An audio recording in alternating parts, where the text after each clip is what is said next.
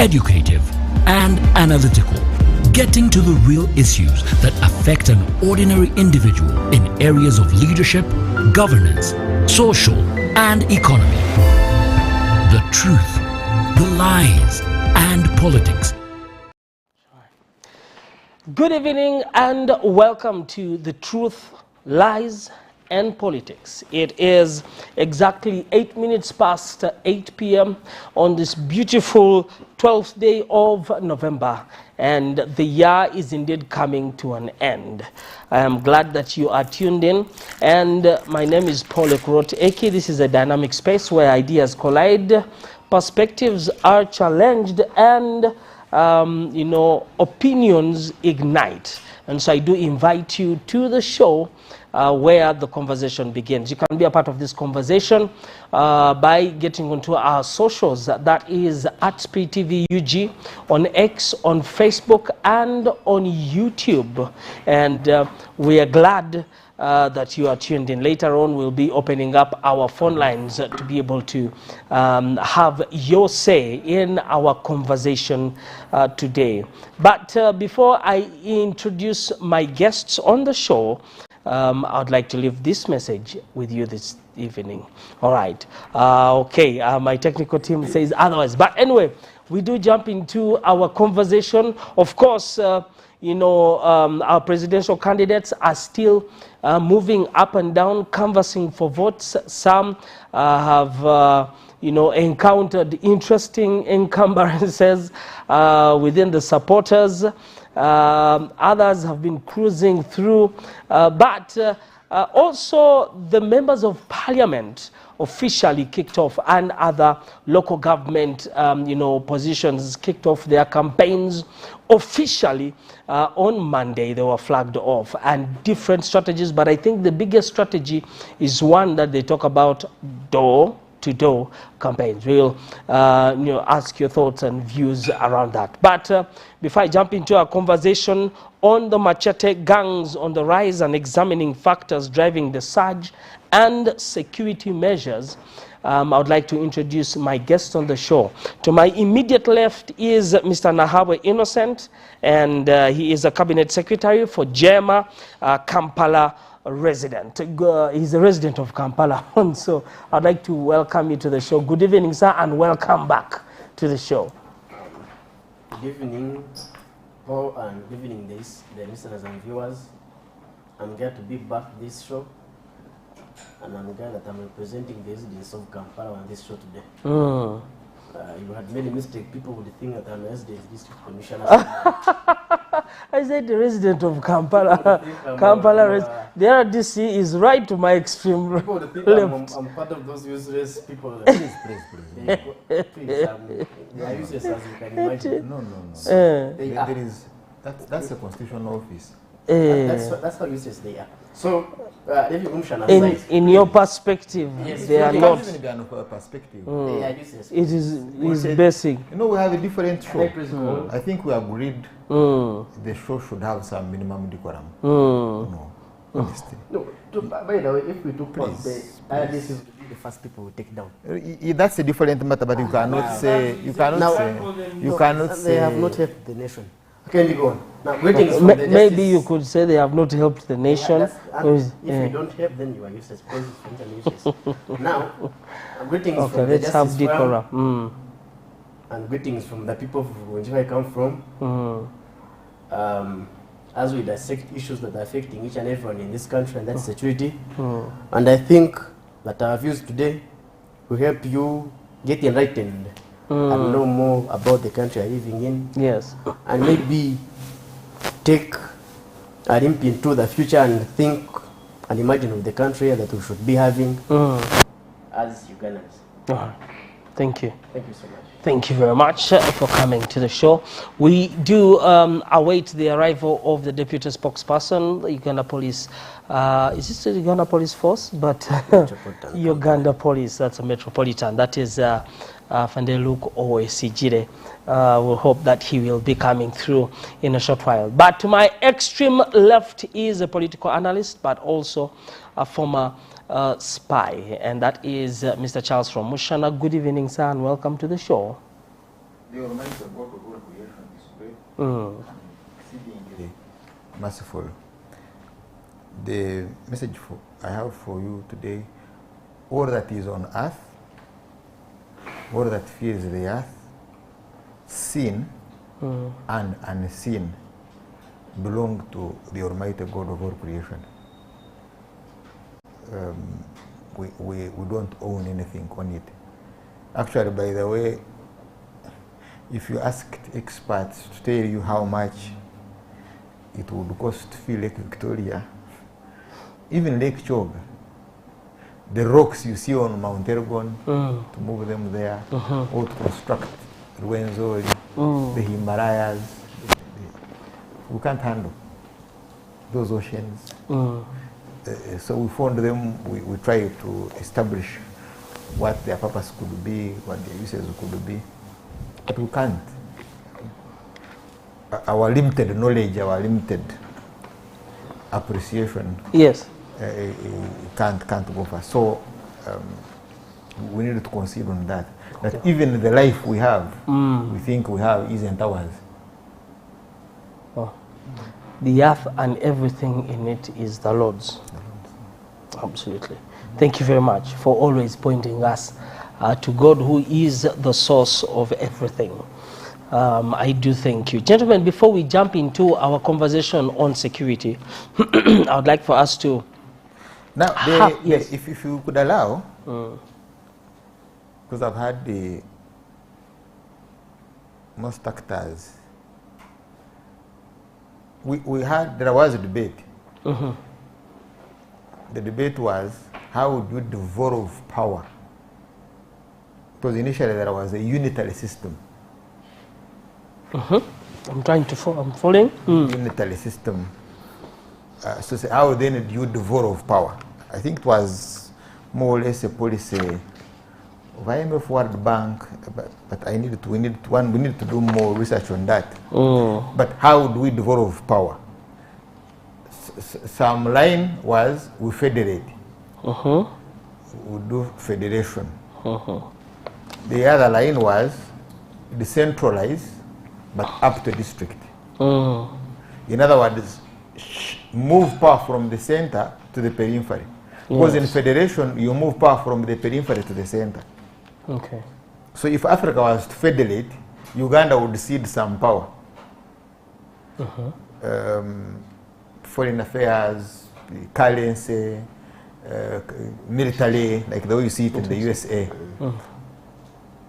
So the debate here we settled for decentralization. Okay. And in decentralization, so you have a district council as the authority, the supreme authority in the district, with its chairman and the speaker. Then the cow. But later on there was a debate, and the cow was again shifted back to the center. Okay. To the Public Service Commission. But initially the cow was through the District Service Commission. Now the question remains, if you decentralized all authority to Rukonje district, does Rukonje district cease being part of Uganda? Okay. So certainly it doesn't cease being part of Uganda. Yes. Neither would you say it's also autonomous. It's part of Uganda. It's one of you. So then the question now was, how about the activities that are done at the center, like foreign policy, like agriculture, forestry, like security, like minerals, because you can't say that minerals in Karamoja belong to Karamoja. You can't say Lake Victoria belongs to Buganda or Busoga only, or maybe Mbarala and what. You can't. No, you can't break it down to that point. Yes. So therefore it was agreed that some functions will be decentralized, others will not be decentralized. Yes. Now, for functions that are not decentralized, then who would supervise them in the district?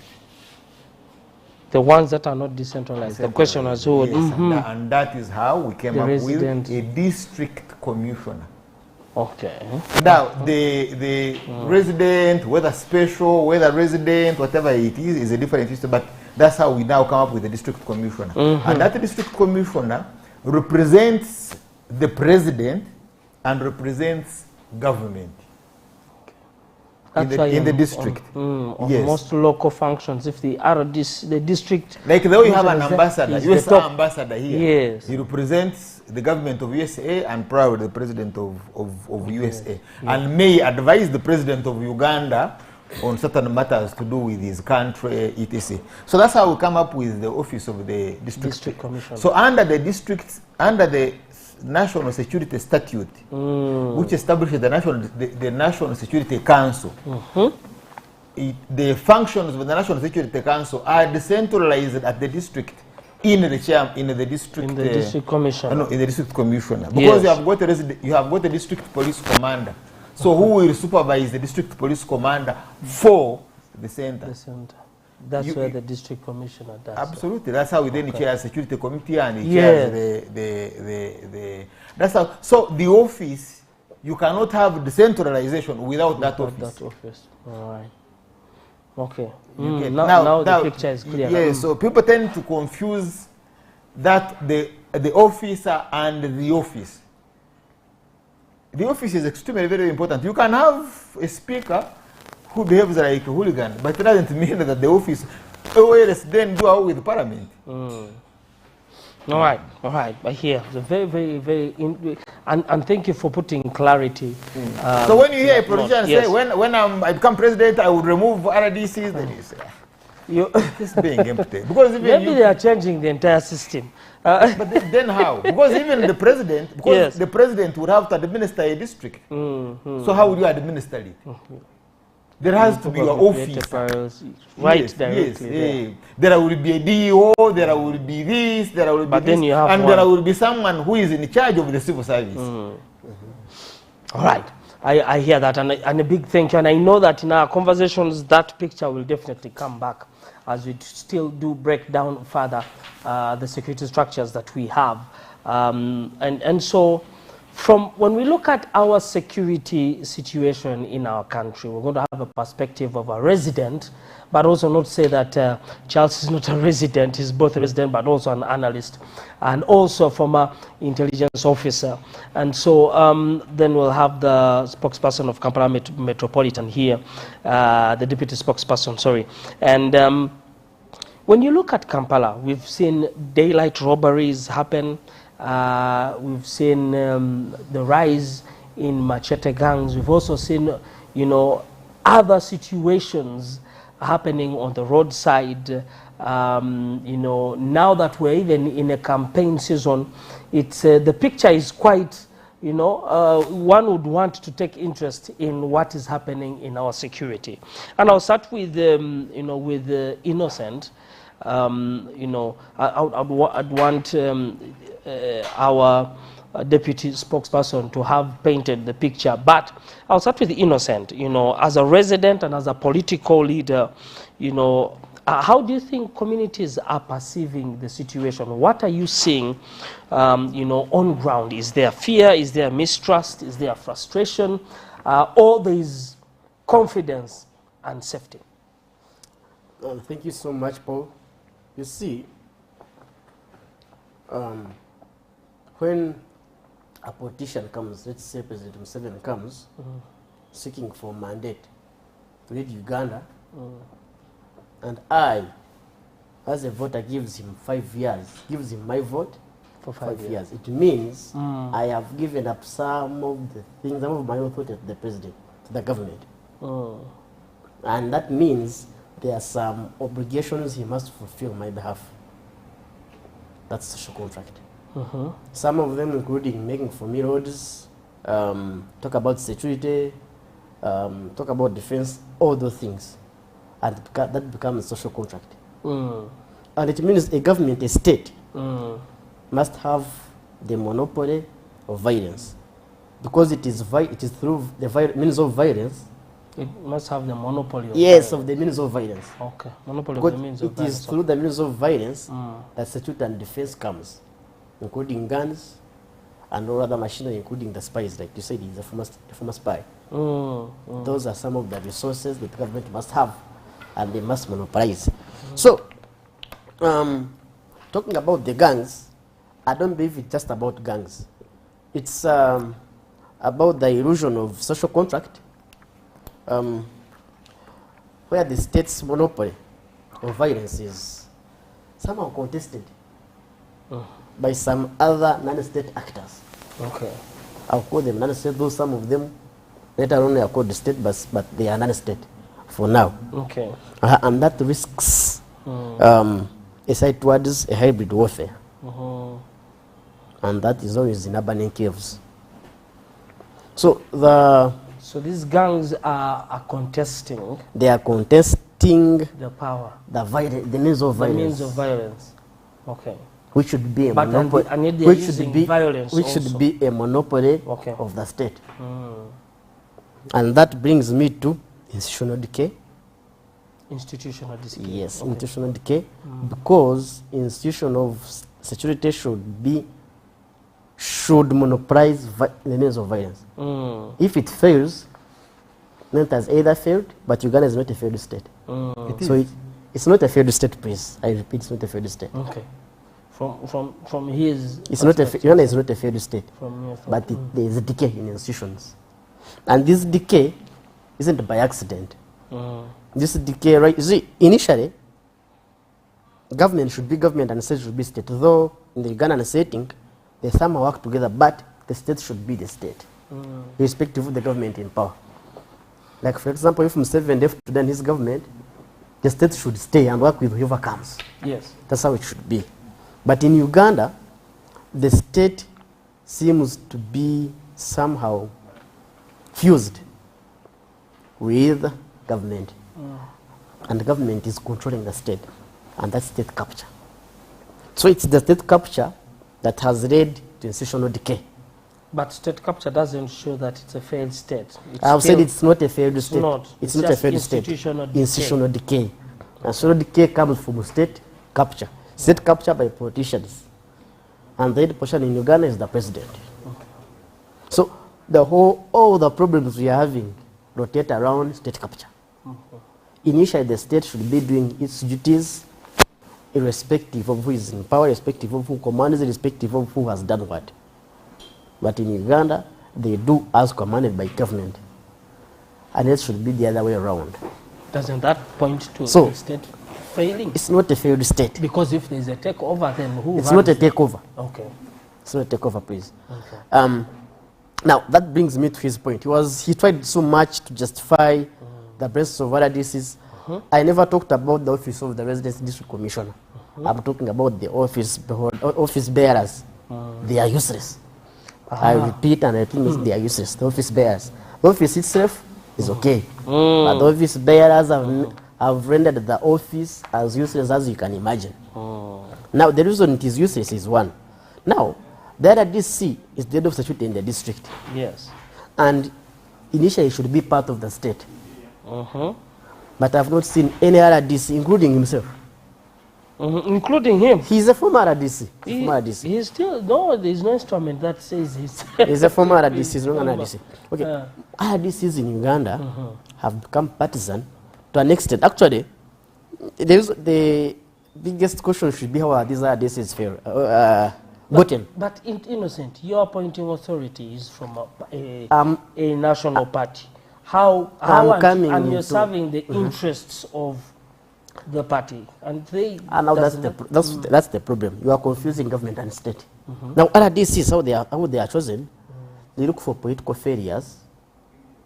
You stood somewhere for MPship, you lost, and as a way of compensating you, you have given me an RDC somewhere. You know nothing about security. Actually, some of them know nothing about politics, apart from making noise. Both security is political conscious. The state is political conscious, including the enemy. Though they are not meant to involve themselves in security, but they are security conscious. Okay. So they get these failed politicians. It was an MP somewhere, he failed. He crossed from one party to another. I have a friend, our deputy RDC in Kunji was in the FDC, he crossed the NRM. Yeah, what did they? He was made an RDC, and then he's just a teacher.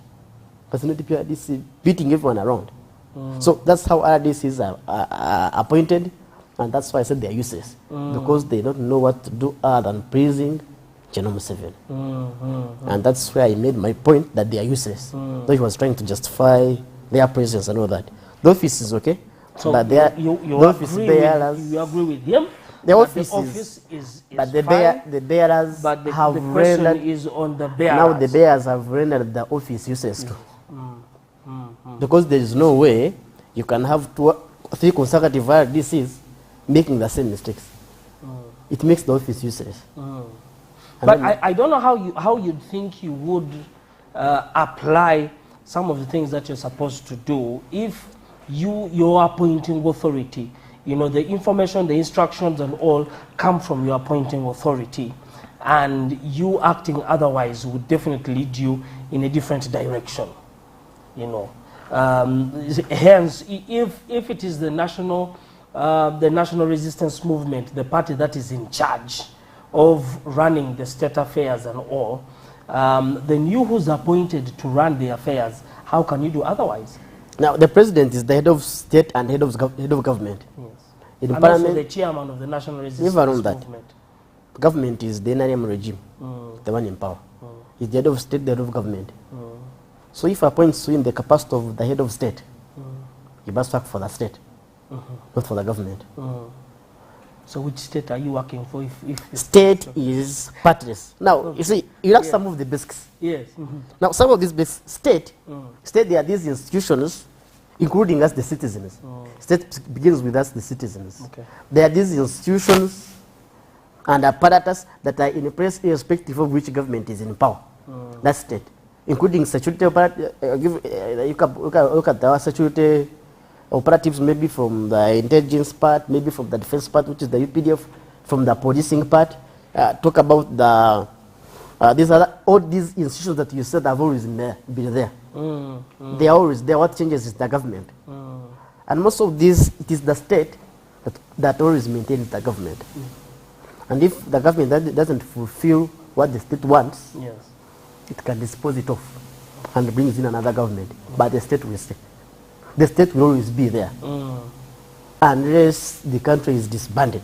But the state is always there. Always stay there. That's why I think, was it in 2022? When I think there was an attempted coup somewhere. When this guy who did the massacre in Kasese, General something. General. Yeah. When he ordered the standby, I think standby class 1, something of that sort. I think it is one of the highest Orders. in the military. There was an attempted coup.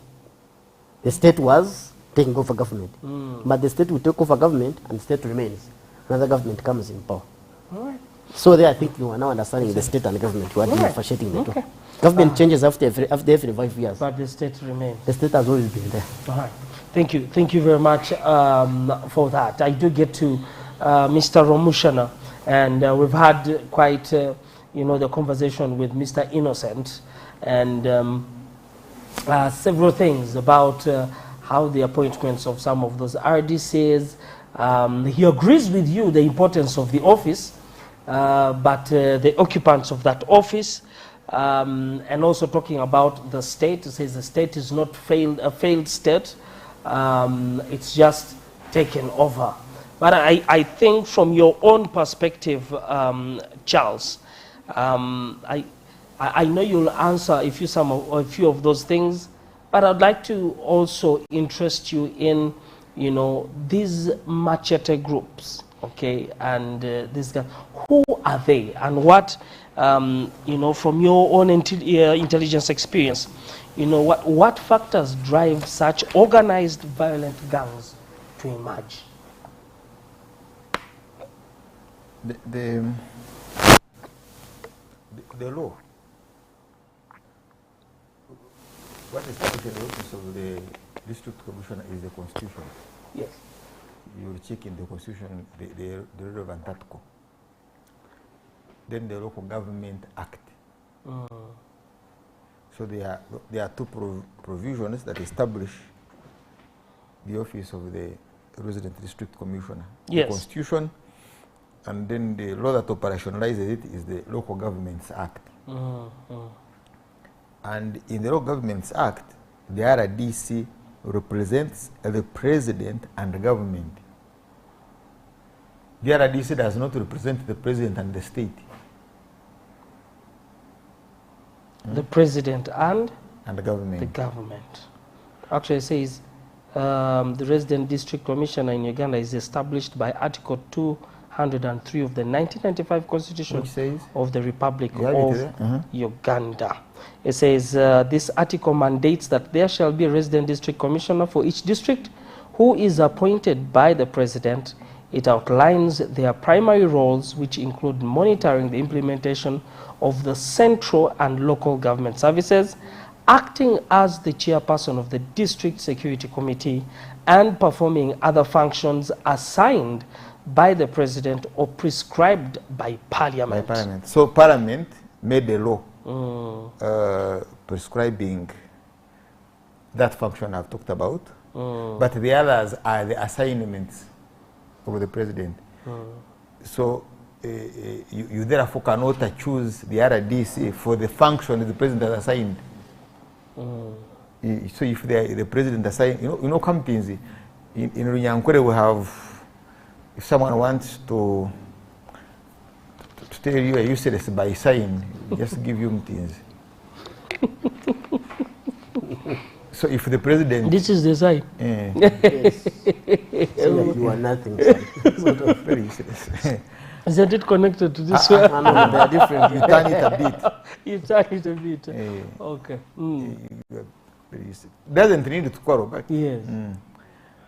So if the president instructed, assigned the RDC to do that to you, if you see him, just give. And he does it, then you don't choose the officer. Because the law says, and other functions as assigned by the president. I'm not suggesting he assigns them to do that. I would have loved to listen to the police officer. Yes, yes. We really would want to hear. We pray that he arrives But at time. on the question of one, there is the panga as an instrument of violence.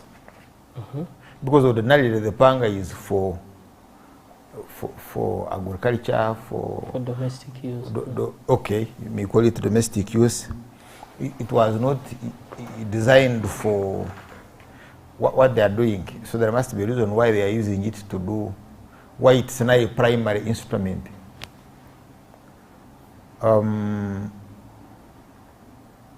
Now, so then you are introducing in another element, the squads or the gang. And I heard him talk about another element that these gangs could be, or are actually, he was not using the word could be, he was saying they are. Testing. They are non-state actors. They are insurgents. Or could also be that this panga is an instrument of counterinsurgency. The moment you say it's an insurgent tool, then it can also be used by the state to counter the insurgents. You see, in propaganda, I shouldn't call it propaganda, but if you attacked me with a powerful weapon and I shot you, killed you in defense, and I show I have captured a general purpose machine gun, then to give the impression that the attacker was well armed. So for me to downgrade you and then give a picture that you are extremely very hopeless, so what, I will put a pang on you. So you see, they attacked, but they are very foolish. They attacked with the pangas.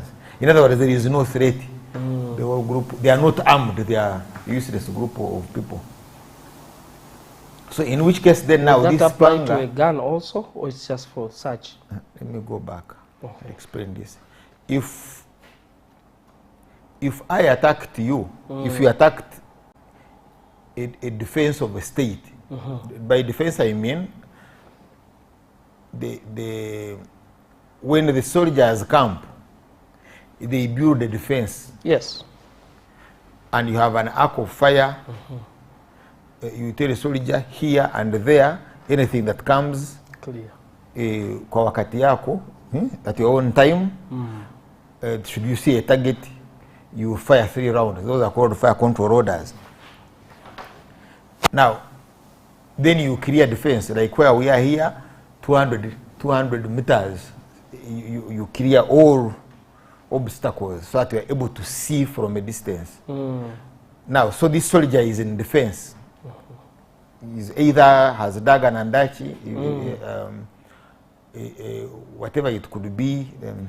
Have you been to CPS and you see the sand bags? Sandbags, yes.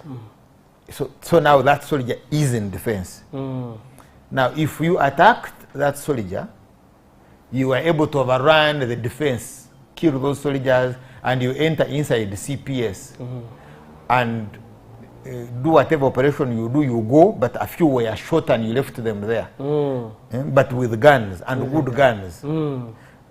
Now, when you are giving a report that we shot them and we recovered, you can't say we recovered these caliber of guns. Okay. Because then the population will take the attacking force a serious force. They will take them serious. So you can put stones in their hand, the hands of those dead bodies, or like the way you saw somewhere, and then you create an image that it's a very useless force. All right. So in which case then now this panga is now being used as a counter-insurgency weapon. Not to cut them, but to paint a picture. Okay. I get it now. But the other one is also, you can decide to enter a defense quietly and neutralize those who are doing good, who are manning big guns, to facilitate your other colleagues to come through. So in case you were able to enter initially, you smuggle in the pangas, then you smuggle in officers. So you find these guys, they are either asleep or whatever, you start cutting them. As they are preparing to begin shooting the attacking force, your colleagues, you come from within. Now, not with guns, because guns will alert others in the other defense. So you disable these ones and cut them. And that is, so it can also be a tool of choice, yes, a weapon of choice, because it does not make noise. Therefore, it wouldn't alert your other, it wouldn't alert everybody, all the people in the defense. All right. Now, so we go to the other element, is that it's a gang, an organized gang. So if it's an organized gang, then for what purpose? Is their purpose to because you have like drug gangs, you have those cartels, drug gangs, Cartels.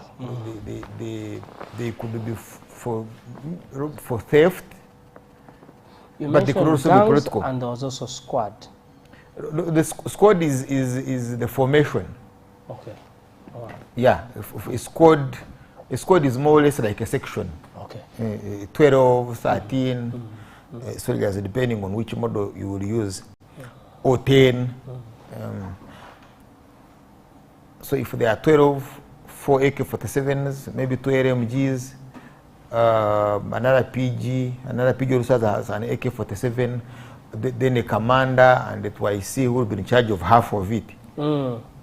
But so that can make a section, or you can call it a squad. Okay. Or you can make a platoon a squad. Now I think I hear Mr. Museveni has now formed groups. All right. Call it a fighting group, etc. So now we'll go to the purpose What's the purpose of this gang? Yeah. So the one who set the gang, of course, knows its purpose. But you can also establish The purpose. through intelligence gathering. All right. Yes. So so where we are, we need to establish What the purpose is. what is the purpose All right. of these units or gangs, and of course we have seen that their weapon of choice is the panga. One, it is easy to procure. Two, it is also easy. Yes. It can be conveniently moved in villages. All right. Concealment. Easy to procure. Yes. Can easily be moved. Because you cannot begin police it. It would be a bit difficult to. Yes. A gun will interest everybody around. Will alert everyone. Yes. Of course, in Kampala, moving with the panga is a little bit problematic. But in the villages, it's an instrument of choice. But there has also been another element, the katayimbwa. Yeah. The iron bar. Also as an instrument, because the iron bar, if you hit a target, the neighbor may not know, depending on how you have hit the target. Yes, also they use the bricks, they call them blocks. The blocks, yes. Yes. So those are three. Pavers. The pavers. But the question now is, we are looking at the organization. So if it's a gang, we also need to look at the motive. But for any organized group, and that is political, organized group, which is political, yes. It becomes a threat to the state. As long as it's organized, and has a political connotation. And it is political. Okay. Then it is a threat to the existence of the state. Right. And it becomes a function of internal security organization. It is extra police. Okay. Right. So these ones, are they political or from it's extra police. So that means the internal security organization is supposed to infiltrate them and then study them and design a mechanism to curtail them. Take them out. To curtail them, to make sure you fail them or you destroy them. So yes, they cannot be political to augment the state. They can only be political to throw down the state. All right. Or they can also be political to further the aims of another political organization. Like this Chagurani group has a gang. It's fused with a gang. A few of the politicians who were recruited were enticed to join. And I think, no, they were opportunistic.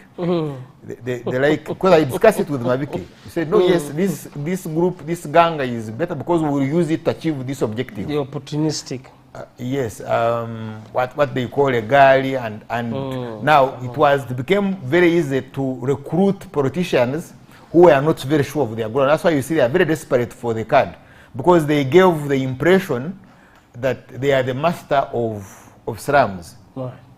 What you call the ghetto, and therefore they were able to recruit politicians. So you can build the politics that is anchored on gangs.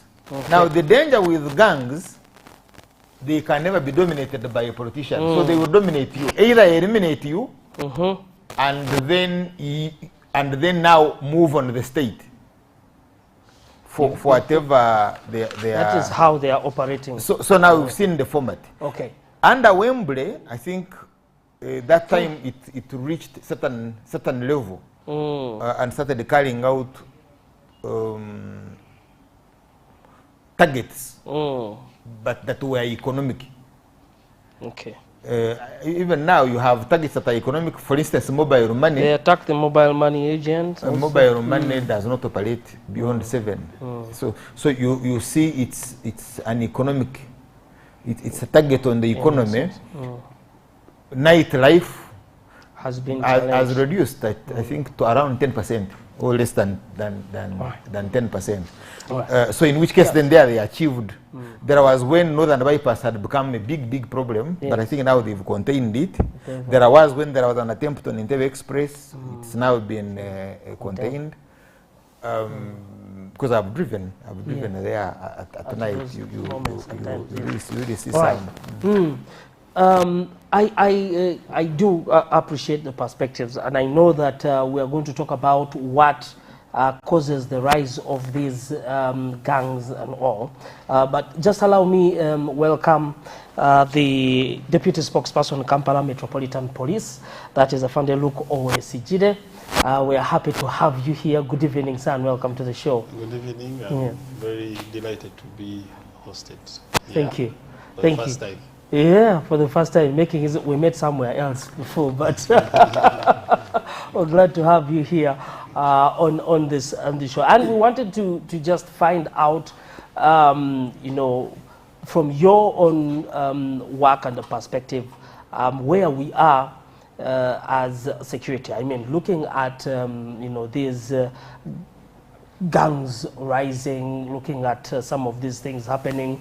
There were some pictures that were showed earlier on, people's homes being broken into. We had mobile money kiosks, you know, and the recent one in the West, where now you work, I think, worked with the army to make sure that you quell or arrest whoever you did arrest.